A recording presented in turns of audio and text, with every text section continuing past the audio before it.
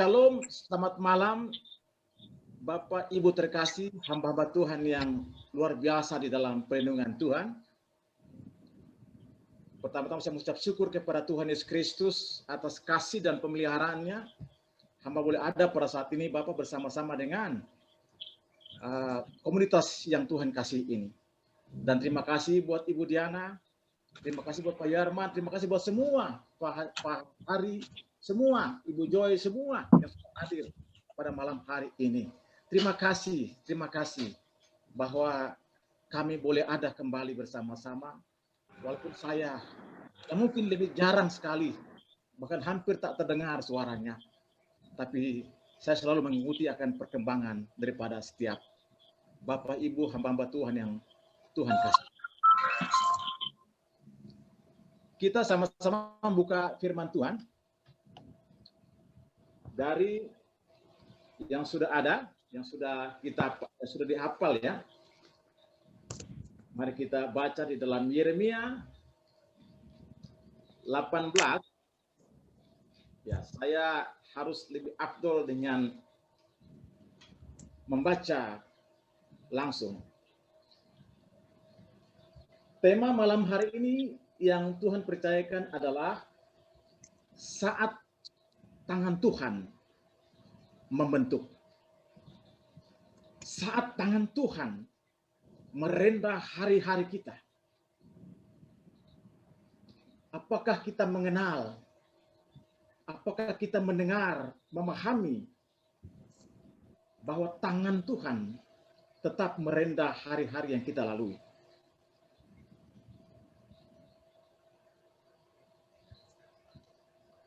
Yeremia 18 ayat 1 bilang begini, firman yang datang dari Tuhan kepada Yeremia bunyinya, pergilah dengan segera ke rumah tukang periuk. Di sana aku akan memperdengarkan perkataan-perkataanku kepadamu. Lalu pergilah aku ke rumah tukang periuk. Dan kebetulan ia sedang bekerja dengan pelarikan. Apabila bejana yang sedang dibuatnya dari tanah liat di tangannya itu rusak, maka tukang periuk itu mengerjakannya kembali menjadi bejana lain menurut apa yang baik pada pemandangannya. Haleluya. Terpujilah Kristus Tuhan dan Juru Selamat kami yang ajaib. Amin.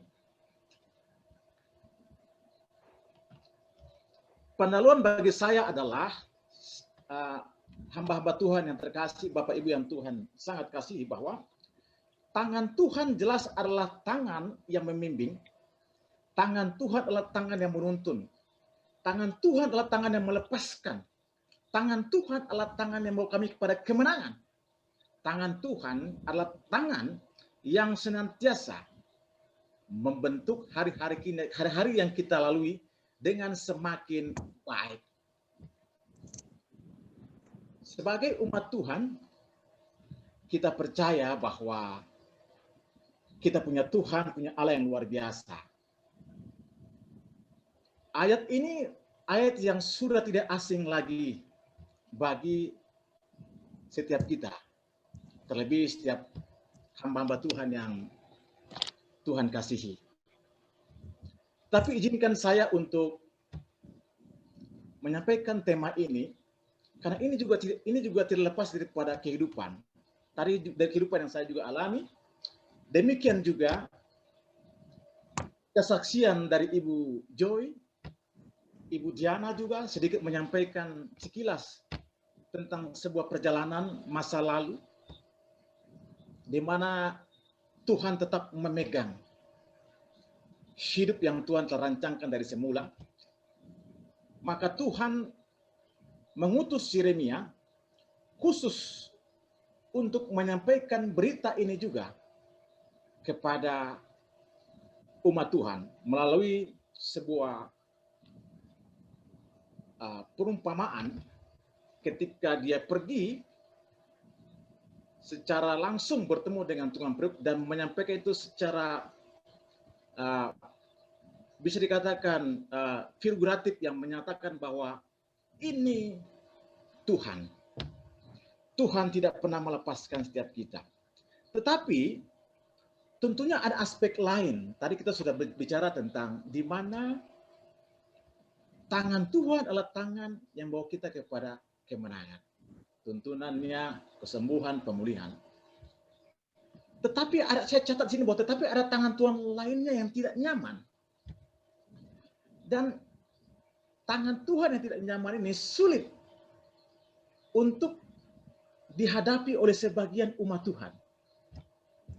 Ada tangan Tuhan yang tidak nyaman, khususnya pada bagian-bagian daripada firman Tuhan yang terasa tidak enak. Ada bagian-bagian firman Tuhan yang terasa tidak enak. Satu sisi, kita percaya tangan Tuhan, tangan yang menuntut pada kemenangan. Maka di dalam Kisah Para Rasul 20 ayat 27 mengatakan bahwa saya untuk melengkapi tema ini, di dalam Kisah Para Rasul 20-27 mengatakan demikian, bahwa Paulus kepada jemaat Tuhan di Efesus, bahwa dia katakan bahwa aku tidak lalai memberitakan apa yang harus dikatakan. Bukan hanya hal-hal menyenangkan yang akan membuat jemaat nyaman.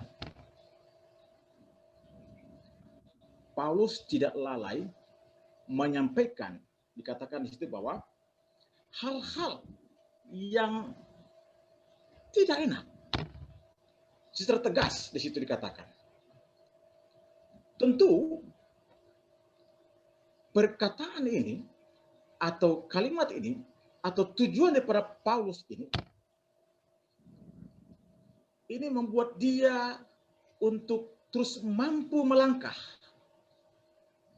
Dia siap menghadapi segala sesuatu, kemungkinan-kemungkinan yang belum terlihat, tapi segala kemungkinan yang akan terjadi, baik ke dalam keadaan yang sangat sukar-sukar dan sulit yang Paulus alami.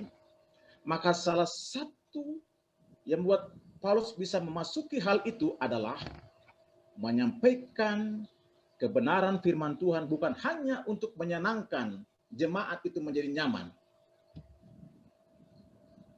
Nah, maka satu bahwa kalau coba kita tarik sedikit bahwa Yeremia 1 ayat 5 berkata, aku telah mengenal engkau.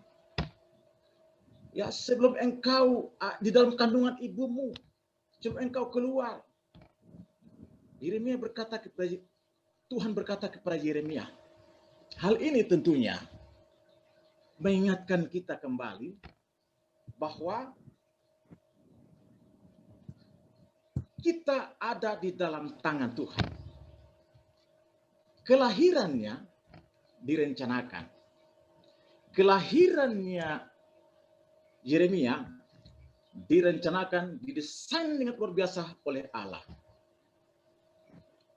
Demikian juga ia menciptakan kita bukan hanya sebagai ecek-ecek. Kalau orang Medan bilang, saya pernah tinggal di daerah Pangkalan Berandan 2 tahun dulu. Jadi saya ada sedikit tentang ecek-ecek. Bukan ecek-ecek yang Tuhan membuat pada kita. Tapi dahsyat adanya yang Tuhan membuat dalam kehidupan kita. Nah, dia tahu tentang siapa kita. Tapi begini, yang membuat saya tertegun adalah ketika kita masuk di dalam ayat yang keempat, saya agak langsung loncat untuk waktu dan segala sesuatunya, bahwa apabila bencana yang sedang dibuatnya dari tanah liat di tangannya itu rusak, maka tukang periuk itu mengerjakannya kembali menjadi bejana lain menurut apa yang baik pada pemandangannya. Bejana itu rusak di tangan tukang periuk. Bejana itu rusak di tangan ahlinya.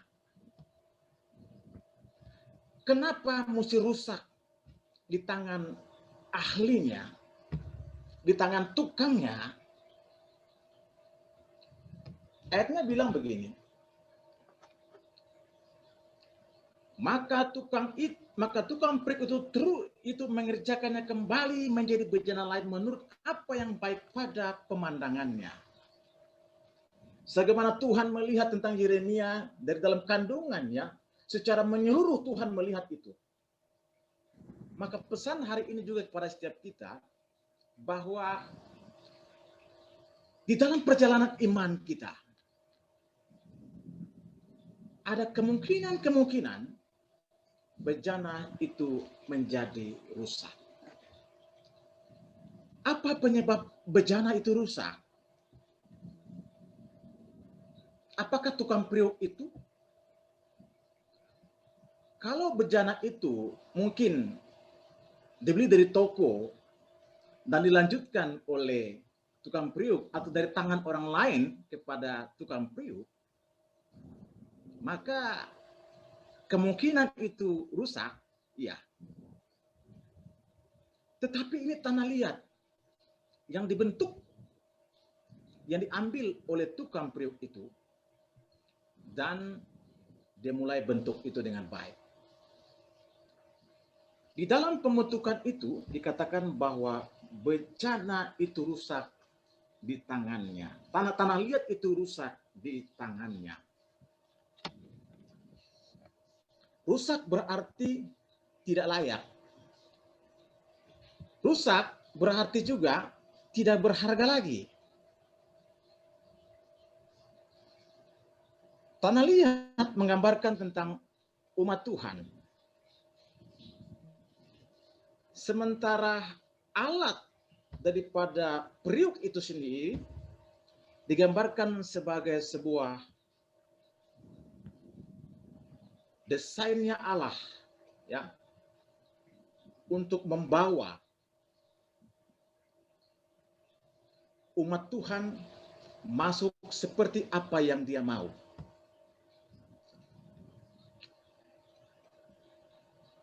Yeremia 29 mengatakan tentang aku mengetahui rancangan apa yang ada padaku mengenai engkau. Kalau tukang priuk itu bukan ahli, dia bisa saja untuk membuang itu yang rusak itu, dan dia ganti sama yang baru, dan dia buat kembali.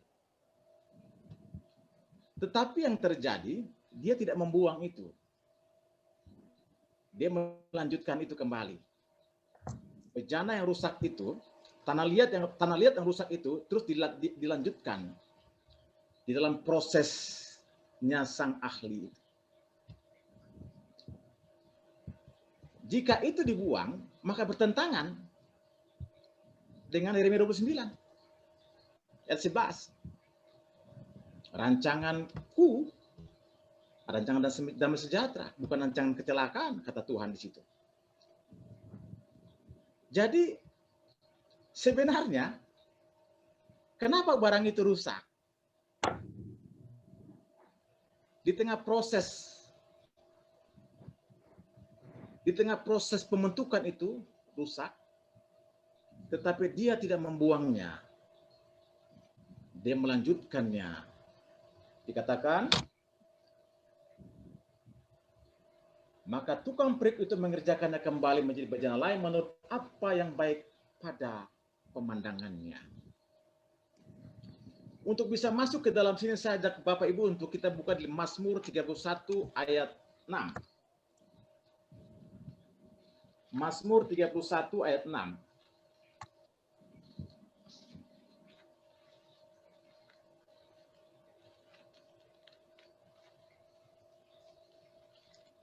Mazmur 31 ayat 6 bilang begini.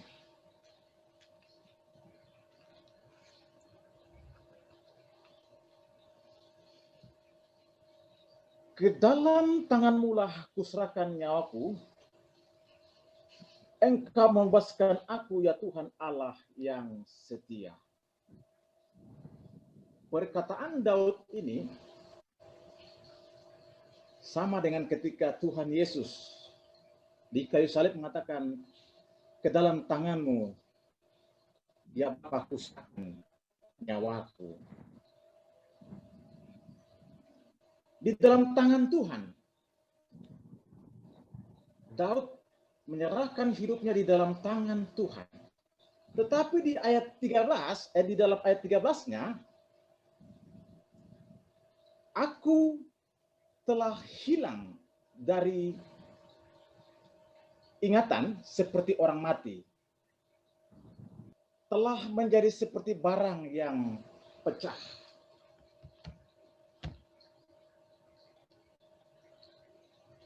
Daud ada dalam tangan Tuhan, tetapi di satu sisi dia mengatakan bahwa aku juga seperti barang yang pecah.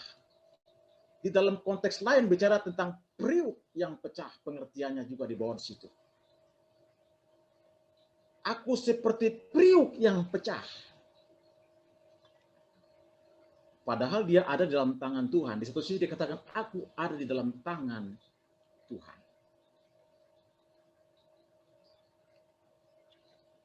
Bapak Ibu yang Tuhan kasihi, saat ini kita sedang ada di dalam proses sang ahli. Bahwa apa yang membuat kita larikah, kecewakah, patah semangatkah di dalam menghadapi prosesnya Tuhan yang belum selesai dalam kehidupan setiap kita. Saya masuk lagi. Ibrani 12 ayat 5 mengatakan, hai anakku, janganlah anggap didikan Tuhan, dan janganlah putus asa apabila engkau diperingatkannya.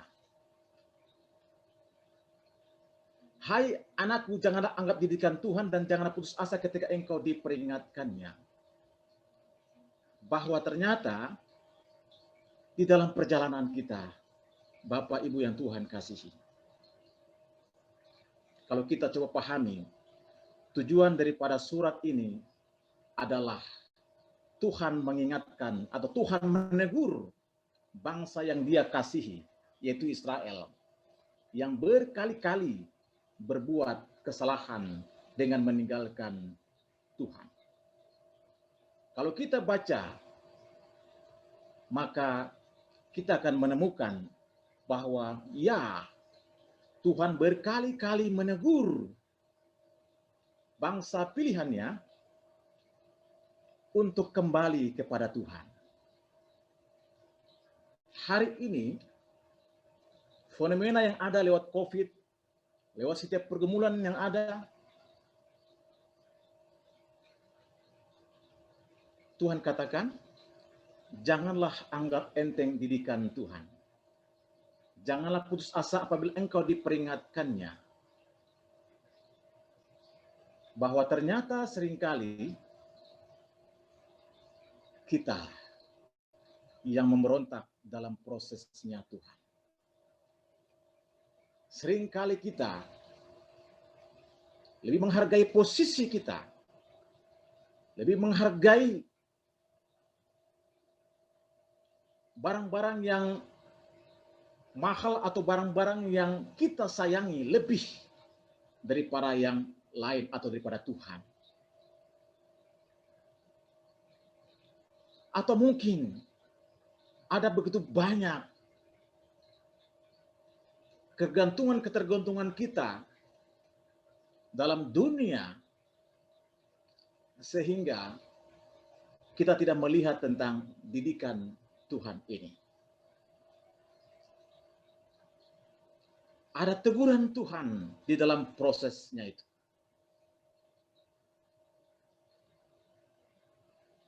Arahkanlah hati dan pikiran kita,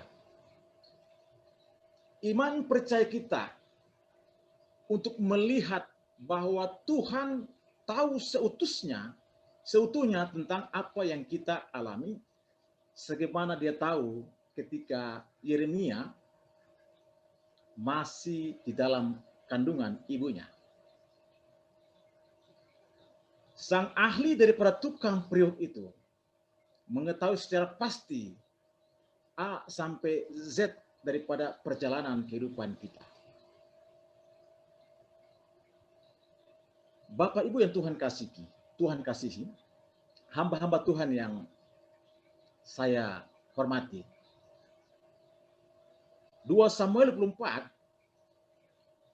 ketika Daud berdosa dengan mengadakan sensus, ya, 2 Samuel 24, ketika Allah melarangnya untuk mensensus kembali bangsa pilihan Tuhan. Tindakan tersebut merupakan tanda bahwa Daud tidak mempercayai Tuhan. Bukankah kemenangan demi kemenangan Tuhan sudah berikan kepada Daud? Bukankah kalau saya tarik pada saat ini, bukankah juga kemenangan demi kemenangan bukti pemeliharaan Tuhan atas hidup kita, Tuhan sudah nyatakan berkali-kali. Tetapi Daud lalai atau lupa, dia tidak mendengarkan lagi suara Tuhan, di mana dia lebih mendengar apa yang dia pikirkan tentang, waduh sudah berapa ya tentara saat ini, peperangan kami sudah lewati begitu panjang, luar biasa. Tapi dia kok bisa tidak ingat bahwa semua itu Tuhan berikan kemenangan.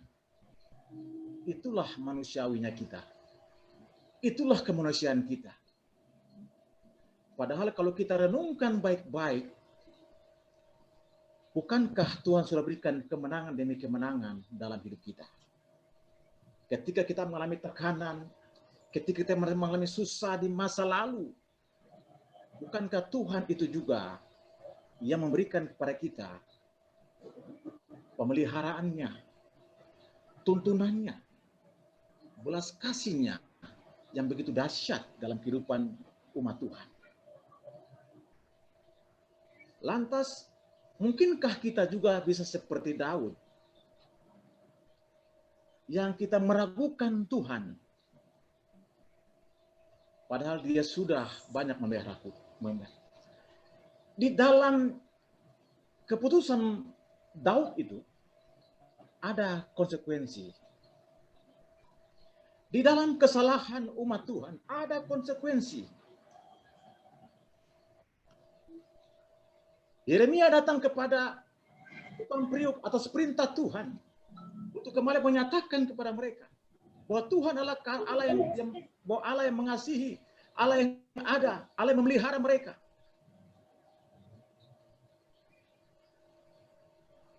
Dan ada konsekuensi di dalam setiap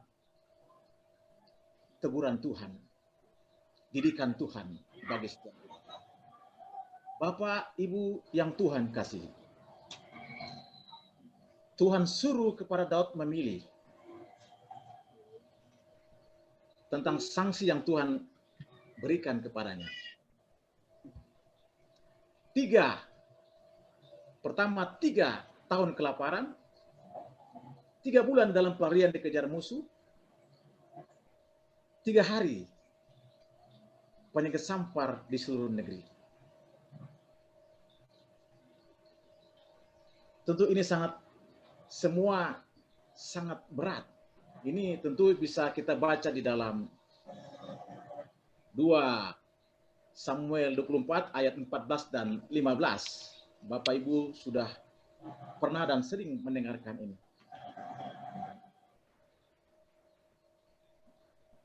Sangat susah hatiku, kata Daud, tapi dia pilih lebih baik aku jatuh di tangan Tuhan.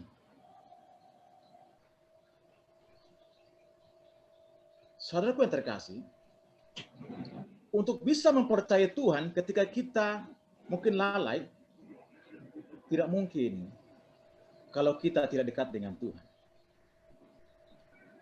Waktu kita dekat dengan Tuhan, tukang periuk itu melihat ada kesalahan juga sebagai umat Tuhan. Tetapi dia terus mengerjakannya. Dia terus mengerjakannya bagi kita. Untuk menjadi yang seperti yang dia mau. Menjadi seperti yang dia mau. Bahwa kesalahan ini punya potensi terjadi bagi setiap kita yang hidup. Baik mereka orang percaya, baik sudah menjadi pelayan Tuhan, ataupun yang belum. Ketika kita menghormati ajaran Tuhan, maka ia akan membawa kita kepada tahap yang berikutnya. Tahap yang berikutnya adalah hubungan kita dengan Tuhan yang semakin indah dengan Dia. Takut akan Tuhan hanyalah awal daripada pengetahuan. Kalau kita baca di Amsal 1 ayat 7. Takut akan Tuhan hanyalah awal daripada pengetahuan. Berarti ketika kita takut akan Tuhan, maka ada tahap berikutnya yang Tuhan akan bawa kita masuk di dalam pengenalan akan Dia. Kita mengenal didikan Tuhan di dalam perjalanan iman kita. Sangat luar biasa sekali. Saya masuk sedikit tentang kesaksian saya. Waktu kami berbuat salah masih kecil, kami semua lahir di Papua. Ketika kami masih kecil, ayah saya sudah di Jakarta. Kami dididik, 5 orang kami kakak beradik. Masa kecil kami bersama dengan orang tua, ya orang tua hanya mama. Mama yang mengajarkan kami tentang bagaimana hidup di sekolah minggu, hidup juga untuk bergereja. Di masa kecil masih kami SD. Mama begitu mengasihi kami, karena dia seorang diri membesarkan kami saat itu dengan berjualan dia.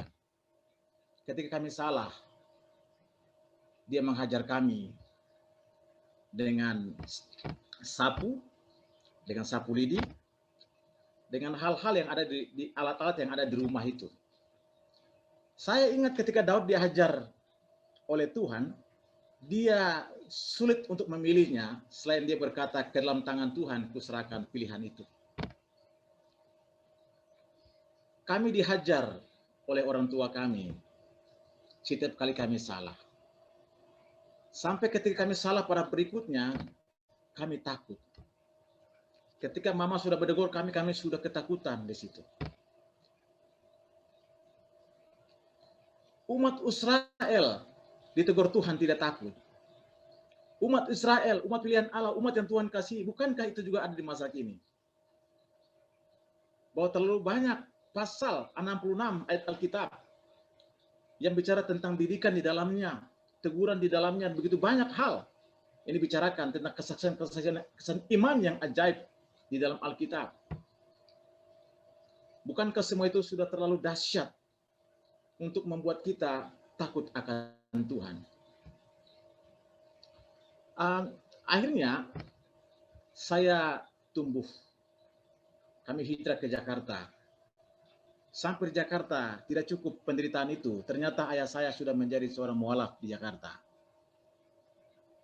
Ayah saya meninggalkan Tuhan ternyata sudah sekian lama di Jakarta. Kami hidup terkatung-katung di Jakarta. Kami hidup terkatung-katung. Tuhan, tanah liat yang kau bentuk itu Tuhan. Bejana yang kau bentuk itu Tuhan. Ternyata rusak Tuhan. Rusak. Rusak karena ada kesalahan. Imam yang harusnya menghargai pemeliharaan Tuhan, meninggalkan Tuhan. Dampaknya kepada kami semua anak-anaknya. Hal itu pahit. Pahit. Di waktu usia dini saya mengenal arti kehidupan. Di jalanan dan tumbuh yang singkat ceritanya puji Tuhan. Yang mati nggak jadi mati. Tapi Tuhan pelihara. Rancangannya tetap ya dan amin. Dan yang terjadi lagi luar biasanya. Bagi dunia saya gagal, bagi dunia. Tapi Tuhan justru membawa saya untuk bisa mendapatkan gelar STT dan menjadi seorang pendeta. Di tengah-tengah penderitaan yang kami alami itu, saya mulai belajar tentang apa sih spion mobil itu. Saudaraku yang terkasih, spion itu jelas memang bukan untuk kita lihat ke belakang. Tapi tanpa spion, kita bisa menjadi orang yang ugal-ugalan. Kita menjadi orang yang nekat atau mungkin punya potensi untuk sombong. Spion mobil itu mengingatkan kita sekilas melihat ke belakang. Masa lalu, apa yang terjadi tidak bisa kita hilangkan. Tidak bisa kita hilangkan. Karena kita percaya akan rancangan Tuhan, maka masa lalu yang bisa terjadi adalah dia tidak bisa mengikat kita. Jadi masa lalu itu menjadi pengingat bagi kita untuk bisa melompat 3 langkah, 5 langkah, 1000 langkah ke depan. Masa lalu adalah bagian daripada proses, karena di mana tukang periuk itu melihat cacat pada periuk itu, dia terus mengerjakannya. Oh, haleluya. Seperti apa yang dia mau. Walaupun konsep dunia kita saat itu patah runtuh, tapi Tuhan terus melanjutkannya. Seperti apa yang dia mau. Dia bentuk kita. Dan ketika saya besar, saya sudah menjadi hamba Tuhan. Suatu ketika adik tiri saya membuat kesalahan sama saya. Kesalahannya bagi saya sangat malu saya. Jadi saya tanpa sadar 10 tahun yang lalu saya memberikan hajaran kepada dia. Kami kecil, kami dihajar oleh orang tua kami dan kami mengerti tentang hajaran itu. Ternyata waktu kami dihajar itu, ibu saya ternyata mengalami sebuah hati yang sebenarnya pedih ketika anak-anaknya dihajar. Dan ketika saya sudah dewasa, sudah menjadi hamba Tuhan, ketika saya menghajar adik saya, ketika itu dia menangis. Setelah dia menangis, kami berpisah. Selanjutnya saya renungkan itu semua dan saya yang sakit. Saya yang sakit. Karena saya menghajar dia.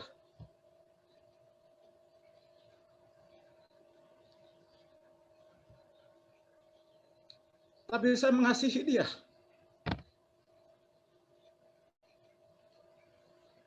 Bukankah saya manusia biasa? Tuhan yang penuh dengan kasih.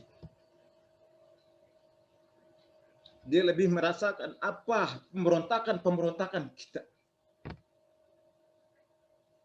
Tapi dia tidak lepas daripada keadilannya. Dia akan mengerjakan tegurannya, didikannya untuk menyatakan keadilannya, kebenarannya, terangnya itu. Bahwa kasih itu tidak lemah. Bahwa kasih itu tidak murah. Karena engkau mahal. Hargamu mahal. Tapi Tuhan punya rasa yang luar biasa. Ketika dia menghajar kita, dia butuh kita meresponi kasihnya. Dia butuh kita meresponi tegurannya dia. Masa pandemi ini, dia butuh kita, hamba-hamba Tuhan. Jangan kompromi dengan uang. Jangan kompromi dengan ketenaran, jabatan, dan segala macamnya. No. Tuhan butuh kemurnianmu. Karena saat ini dia sedang menegur semua dunia manusia, secara khusus umat pilihannya.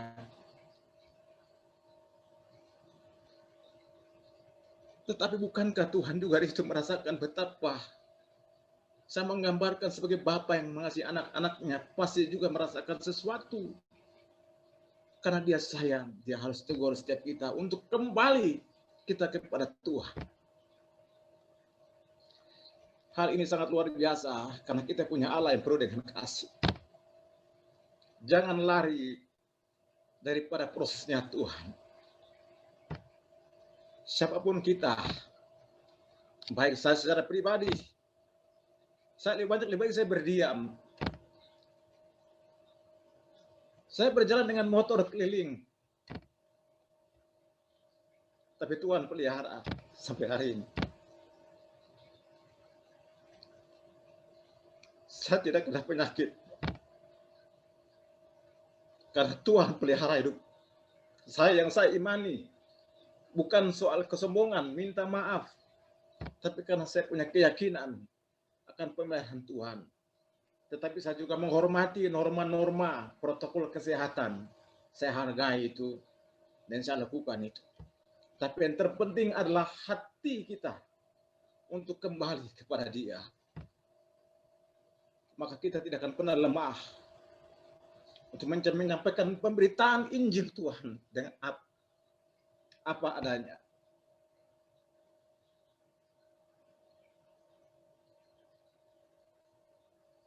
Kita lihat di masa pandemi ini banyak orang jadi sombong,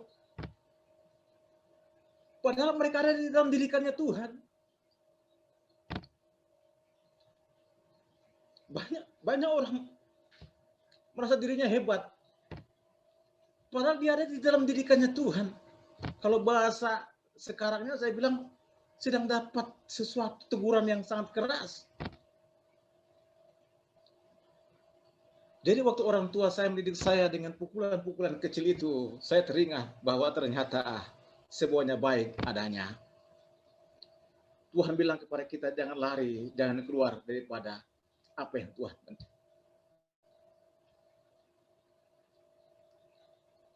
Tidak bisa kita melupakan masa lalu. Tapi yang bisa kita lakukan, kita tidak terikat dengan masa lalu. Jadikan sebagai spion untuk kita tetap melangkah ke depan, bahwa aku ada di dalam pembentukannya Sang Ahli Priuk, yaitu Yesus Kristus, Tuhan dan Juru Selamat setiap kita. Glory, haleluya. Maka 1 Yohanes 1:9 berkata bahwa ketika kita mengaku dosa kita, Dia setia dan adil. Kurang apa lagi kita punya Tuhan yang dahsyat itu. Kita hanya perlu perenungan demi perenungan dalam hidup ini untuk menghargai berkat Tuhan, sekecil apapun yang Dia berikan bagi kita. Sekalipun bentuknya penolakan, sekalipun bentuknya stigma daripada sebagian besar orang terhadap kita. Tapi Paulus katakan bahwa aku tidak lalai memberitakan hal yang penting, yang tegas, yang tidak membuat jemaat nyaman, jemaat Efesus, tapi siap. Kalau kita lihat Lukas 15 ayat 20, di mana ketika anak yang hilang itu, ketika dia sudah hidup pesta pora, dia kembali, bapaknya dengan siaga menantikannya. Dia mengalami prosesnya Tuhan di sana. Tapi sang penjunan itu, sang tukang priuk itu, yang rusak itu, dia tetap mengerjakannya. Anak yang hilang itu pun kembali. Anak yang hilang itu pun kembali. Ada satu hal, Bapak ya, Ibu, hamba-hamba Tuhan yang saya hargai, saya hormati, yang saya kasihi. Ketika di dalam pembentukan itu, sang priuk itu dia membutuhkan air. Dia membutuhkan air untuk dia menguatkan, untuk dia memproses, menguatkan, merapatkan begitu dahsyatnya, sesuai sama apa yang diinginkan. Air ini juga berbicara tentang firman Tuhan. Air ini bicara bahwa bejana yang sudah jadi itu, kita manusia, kita perlu firman Tuhan. Firman Tuhan itu bukan cuma kamuflase, lip service di bibir. Tapi firman Tuhan adalah hidupi apa yang kita dengar, apa yang kita baca. Tidak mudah, berat. Tapi ketika kita menghargai didikan yang pertama, maka kita akan keluar sebagai pemenang dan siap untuk melompat kepada didikan yang berikutnya. Sampai di tengah-tengah setiap masalah itulah kita semakin melihat ada Tuhan di dalam setiap pergumulan itu. Di dalam setiap tantangan yang kita hadapi, kita tidak takut dan gentar, karena di dalam tantangan-tantangan itu kita menemukan Tuhan. Justru kita melihat Tuhan di sana. Justru kita semakin kagum akan Tuhan. Karena Dia tetap memegang tangan kita. Dia tetap mengukir kita sampai seperti yang Dia mau. Dan hari ini luar biasa. Saya sangat bangga sekali punya Tuhan yang luar biasa. Kesaksian dari tadi sudah membawa kita untuk melihat bahwa benar ya Tuhan, Yeremia telah Engkau sebutkan namanya, aku pun telah Engkau sebutkan namaku sejak aku dalam kandungan ibuku. Sampai aku keluar, Engkau telah menetapkan aku menjadi seperti yang Kau mau. Hal ini sangat saya syukuri sebagai umat Tuhan. Kurang lebih 40 tahun ayah saya meninggalkan Tuhan. Sampai ketika saya menjadi hamba Tuhan, dia datang ke tempat saya. Saya berdoa bagi dia. Dia menangis sejadi-jadinya di pagi hari. Dia adalah seorang yang dia dari Kementerian Agama yang punya istri lebih daripada satu. Motivasi dulu untuk di Kementerian Agama saya tidak tahu pasti, tapi yang jelas dia punya istri lebih daripada satu, ada 2 atau 3. Saya tidak tahu secara pasti. Dia datang ke rumah, saya doakan, dia menangis. Selang beberapa hari kemudian dia minta Alkitab. Waktu dia minta Alkitab, Roh Kudus jamah dia. Dia nyanyi puji-pujian di kamar mandinya. Setelah beberapa saat kemudian, sakit perutnya, dia meninggal. Dia meninggal dalam kemenangan. Ada puji-pujian keluar dari mulutnya yang selama itu bertahun-tahun hilang. Karena dia juga adalah seorang yang di dalam sebagai seorang mualaf yang taat. Tapi dia kembali kepada Tuhan ketika saya doakan dia. Saya, kenapa Tuhan? Begitu lama sekali. Sampai saya sudah besar, dulu saya masih sekolah, masih anak-anak, dia tinggalkan saya hidup di jalanan. Saya lari sana sini, hidup, bahkan saya sudah pernah tidur di dalam musola, di dalam langgar. Saya bergaul dengan semua komunitas, dengan tidak memahami tujuan hidup waktu itu. Tetapi ketika semakin hari Tuhan memberikan saya di dalam pelayanan, bahwa saya semakin diingatkan kembali bahwa sekian lama itu, kurang lebih 40 tahun itu, Tuhan berbicara di dalam hati saya. Itulah kesabaranku terhadap satu umatku, yaitu ayahku. Allah sabar menantikan pertobatan satu jiwa, yaitu ayah saya, untuk kembali kepada Tuhan. Dan itu bukan dari siapa-siapa, dari anaknya sendiri ketika sudah menjadi hamba Tuhan. Dan Tuhan pakai untuk membawa ayah saya kembali kepada Tuhan. Dan hal itu saya bilang kagumkan Tuhan. Tuhan, terima kasih. Sungguh, tukang perik itu mengerjakan terus apa yang baik menurut pemandangannya sampai kesudahan segala sesuatunya. Bagi umat percaya, ya dan amin. Ada kemerdekaan. Kiranya pemberitaan firman Tuhan malam hari ini, saya terlalu merasakan, ya mungkin ini emosional, tapi saya mensyukuri akan kebaikan Tuhan dalam hidup saya. Saya sudah dididik untuk tidak gila hormat. Saya sudah dididik untuk segala macam. Lewat penderitaan-penderitaan itu, saya berkaca lewat spion kecil dalam kehidupan saya. Masa lalumu itu tangan Tuhan merendah engkau. Kalau engkau ada sampai hari ini, jadilah hamba Tuhan yang benar. lakukanlah hal-hal yang sederhana bagi kemuliaan-Nya. Terima kasih Tuhan, terima kasih. Saya ada Ibu Sudiana yang ada di dalam sini. Ibu Susi, Tuhan berkati Ibu. Dari sore saya mendoakan Ibu. Tuhan berkati Ibu. Ini juga ada kesaksian saya juga untuk menguatkan Ibu dan anak-anak. Bahwa setiap pergumulan yang Ibu alami, belum akhir daripada segala sesuatunya. Manusia melihat kita 1-2 langkah perjalanan kita, 1-2 tahun perjalanan kita, tapi Tuhan melihat kita seutuhnya dalam hidup yang kita jalani. Maka hati-hati bagi kita yang sudah mengerti. Jangan menghakimi. Jangan mengatakan hamba Tuhan yang itu begini. Jangan mengatakan dia begitu, karena dia belum selesai dalam pembentukan Tuhan.